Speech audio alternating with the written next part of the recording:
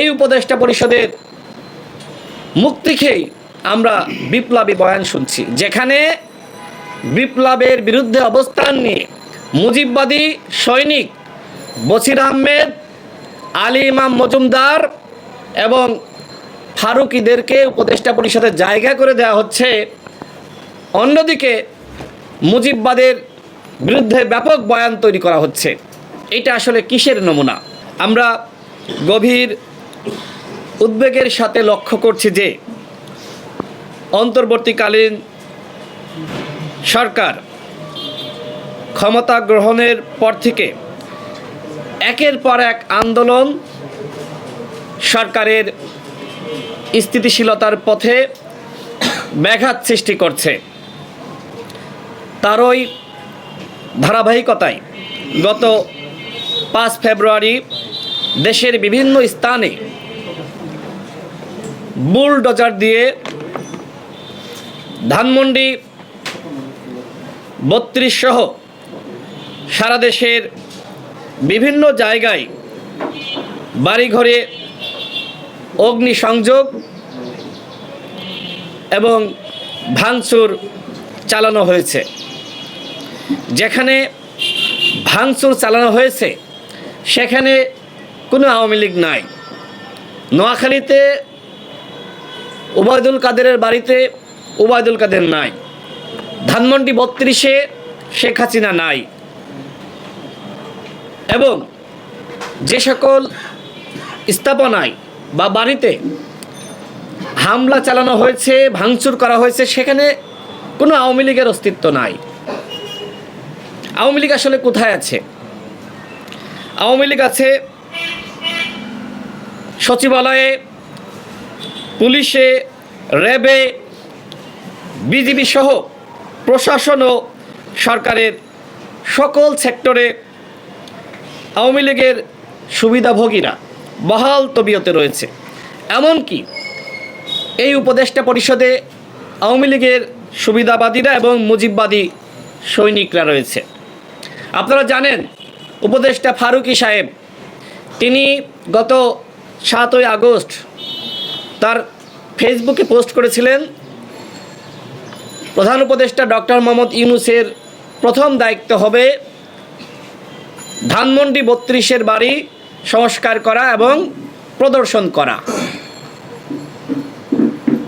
অথচ আমরা এই উপদেষ্টা পরিষদের মুখ থেকেই আমরা বিপ্লবী বয়ান শুনছি, যেখানে বিপ্লবের বিরুদ্ধে অবস্থান নিয়ে মুজিববাদী সৈনিক বশির আহমেদ, আলী ইমাম মজুমদার এবং ফারুকীদেরকে উপদেষ্টা পরিষদের জায়গা করে দেওয়া হচ্ছে।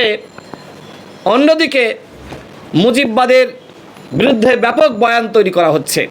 এটা আসলে কিসের নমুনা? কিসের নমুনা আপনারাই বলেন। গণঅভ্যুত্থানের 6 মাস পরেও সরকার ও আইনশৃঙ্খলা রক্ষাকারী বাহিনীর উপস্থিতিতে এই ধরনের ঘটনা সরকারের দুর্বলতার বহিঃপ্রকাশ। এবং একই সাথে এই ধরনের ঘটনা সরকারকে চ্যালেঞ্জের মুখোমুখি ফেলানোর শামিল। একদিকে সরকার রয়েছে, অন্যদিকে সরকারের কোনো উপদেষ্টা এই ভাঙচুরকে তারা উৎসব হিসেবে উপভোগ করার আহ্বান করেন। একদিকে বৈষম্য বিরোধী ছাত্র আন্দোলনের নেতারা এই ধরনের ঘটনা ঘটার ক্ষেত্রে ইন্ধন যোগান, অন্যদিকে আবার কেউ কেউ বলেন থামুন থামুন। উপদেষ্টারাও বলছেন, আবার নেতারাও বলছেন। এগুলো আসলে দ্বিমুখী আচরণ। গণ অভ্যুত্থানের সাথে সাথে বা এই সরকার গঠিত হওয়ার পরে যদি এই ধরনের ঘটনা ঘটত, তাহলে এটি নিয়ে আসলে প্রশ্ন তোলার কোনো সুযোগ ছিল না। জনগণের ক্ষোভের বহিঃপ্রকাশ হিসেবেই আমরা আন্তর্জাতিক কমিউনিটি এবং বাংলাদেশের সচেতন মহলকে বোঝাতে পারতাম। কিন্তু যেহেতু সরকার গঠিত হওয়ার 6 মাস পরে এই ধরনের ঘটনা সরকারের একটি পক্ষের প্রত্যক্ষ ইন্ধনে ঘটেছে।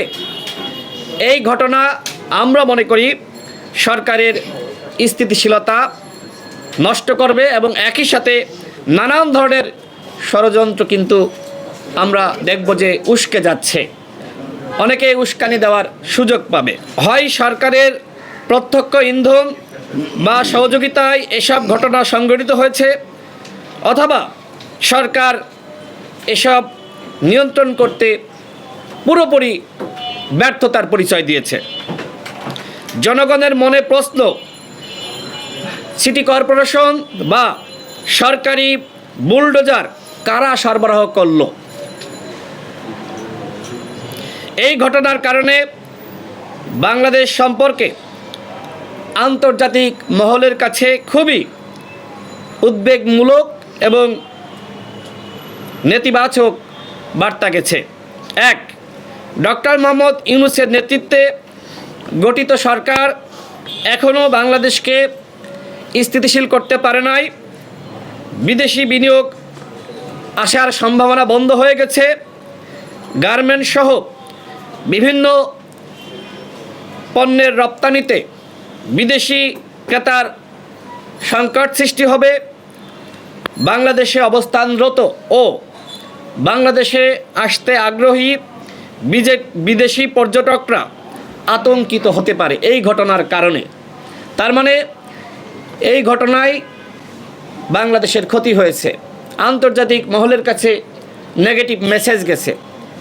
বিদেশি বিনিয়োগ বন্ধ হয়ে যেতে পারে, রপ্তানি বন্ধ হয়ে যেতে পারে, এবং যারা বাংলাদেশে বেড়াতে আসতে চায় বা এই মুহূর্তে যারা বিদেশিরা বিভিন্ন অ্যাম্বাসিতে বা বিভিন্ন কাজে, ব্যবসায়িক বা বিভিন্ন কাজে বাংলাদেশে রয়েছে, তাদের মধ্যে আতঙ্ক ছড়িয়ে পড়তে পারে।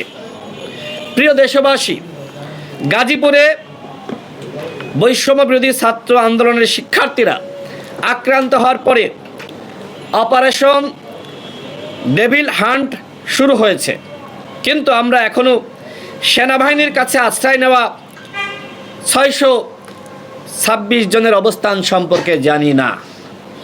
কোথায় সেই রাঘব বোয়ালরা? অন্তর্বর্তীকালীন সরকারের মাননীয় প্রধান উপদেষ্টা কেন এই সরকারের 6 মাস অতিবাহিত হলেও এখনো পর্যন্ত সেই 626 জনের নাম প্রকাশ করতে পারেনি? তার মানে কি? তার মানে একদিকে আপনারা গোপন করছেন যারা আশ্রয় নিয়েছিল কারা? আওয়ামী দোসররা। কোনো ভালো মানুষ, গণ অভ্যুত্থানের পক্ষের শক্তি সেনাবাহিনীর কাছে গিয়ে আশ্রয় নেয়নি।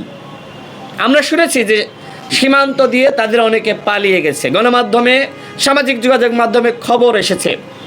আপনারা এই কাজগুলো করতে পারেন না, আওয়ামী লীগের হাইকমান্ডকে আপনারা গ্রেপ্তার করতে পারেন না, আপনারা তাদেরকে পালিয়ে যেতে সহযোগিতা করেছেন।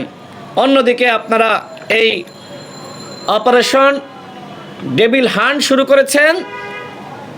সমস্ত শেখ পরিবারের সুবিধাভোগী, শেখ পরিবারের সদস্যরা, আওয়ামী লীগের হাইকমান্ডের সদস্যরা পালিয়ে যাওয়ার পরে, তার মানে কি? তার মানে ডেভিল পালিয়ে যাওয়ার পরে আপনারা হান্ট শুরু করেছেন। এটা আসলে নাটক, জনগণকে আইওয়াশ করা।